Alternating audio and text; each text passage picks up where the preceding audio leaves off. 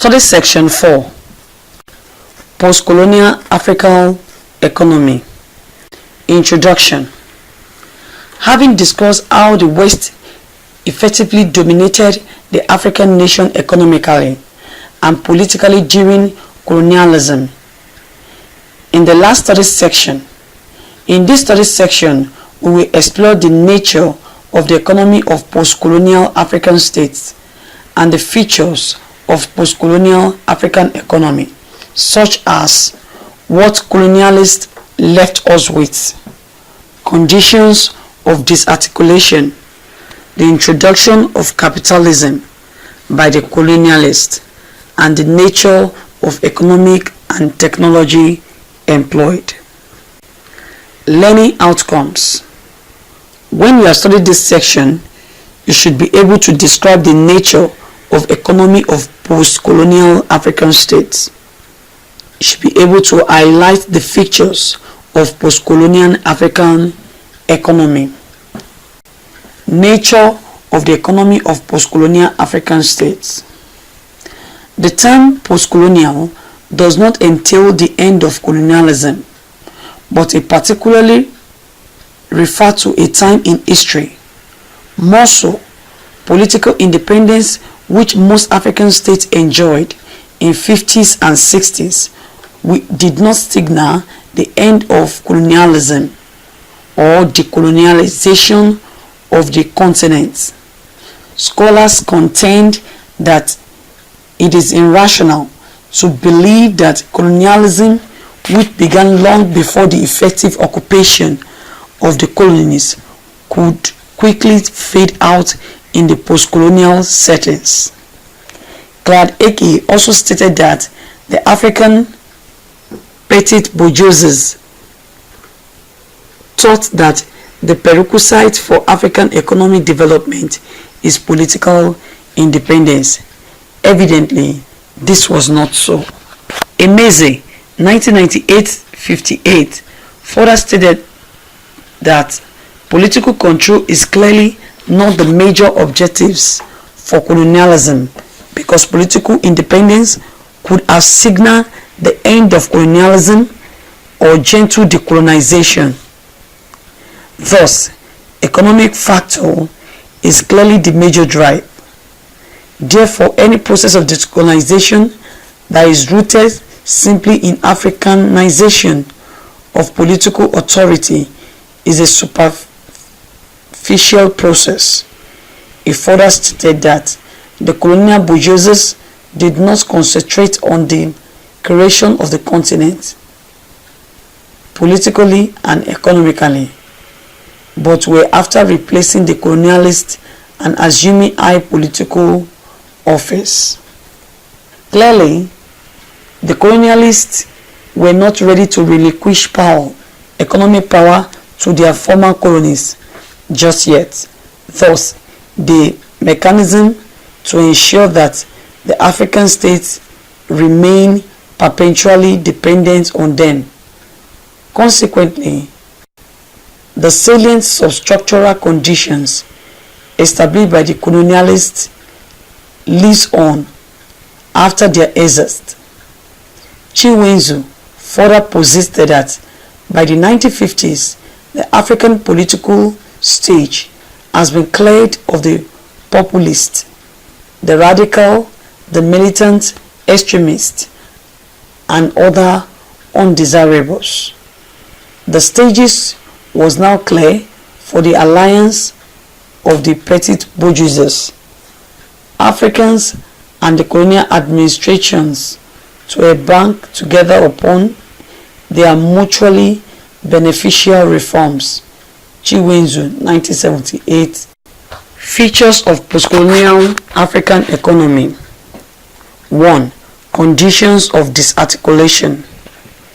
In the post-colonial setting, the economy of the former colonies has been fully integrated with the metropolis and estranged in it a certain lucidity and inflexibility.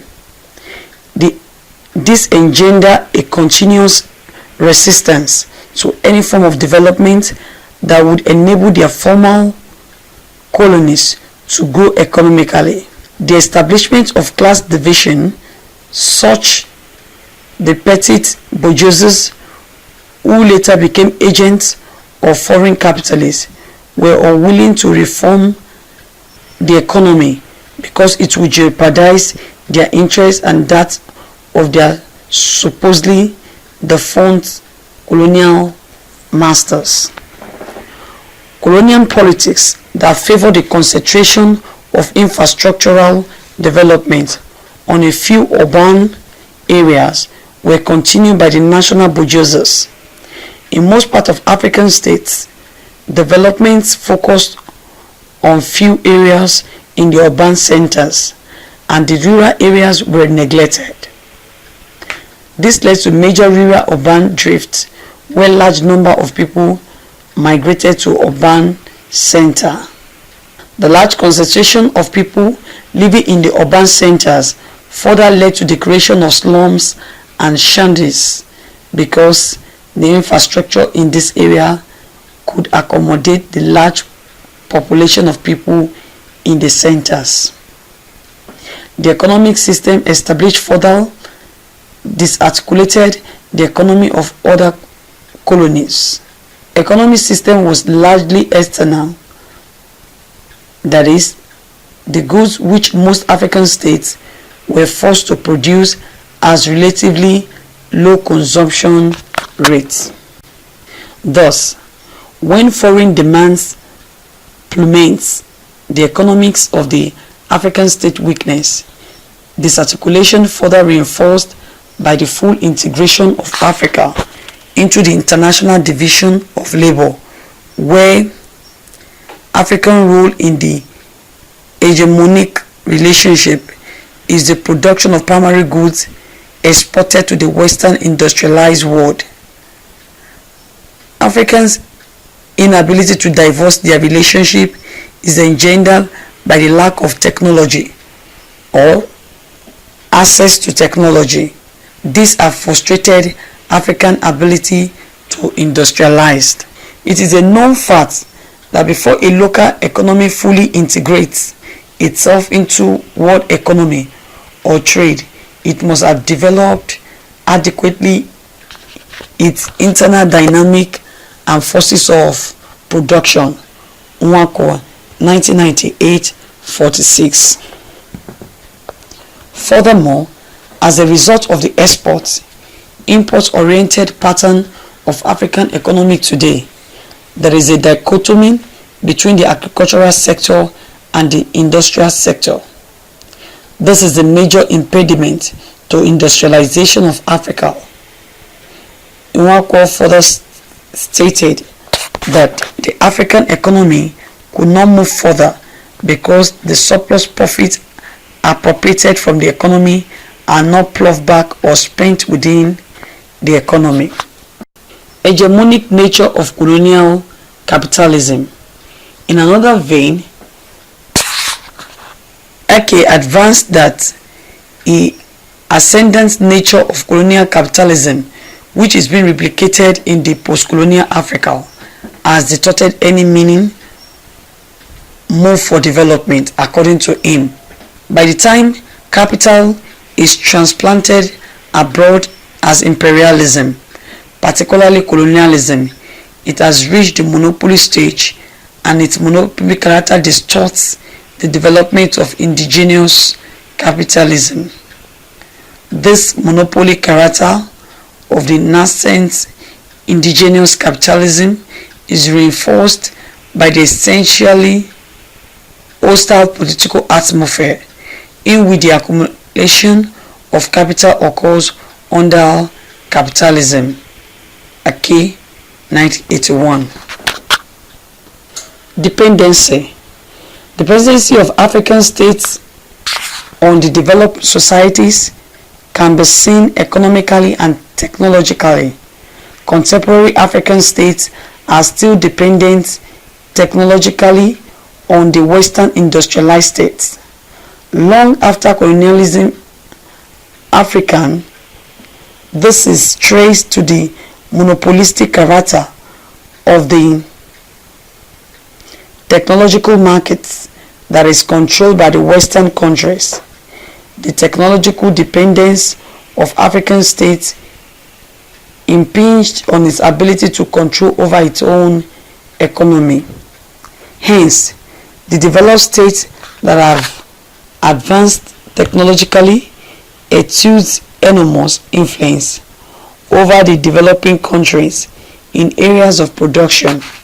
Because of their immense technological dependence, which tends to perpetuate itself, it is hard for African economy to make progress in the fight against development, because they are dependent on the industrial countries and on the peculiar monopolistic character of the world technological markets. AK 1981. Study section summary. In this study section, you learned that post-colonialism did not actually signify the end of colonialism. We also examined Claude Eke perspective on the nature of African post-colonial economy. Eke first of all posited that colonialism left us with conditions of disarticulation. Second, Eke also stated that the form of capitalism introduced during colonialists was monopolistic in nature. And lastly, colonialism also left us with the tendency for dependency, both economically and technologically. End of study section 4. Thank you for listening.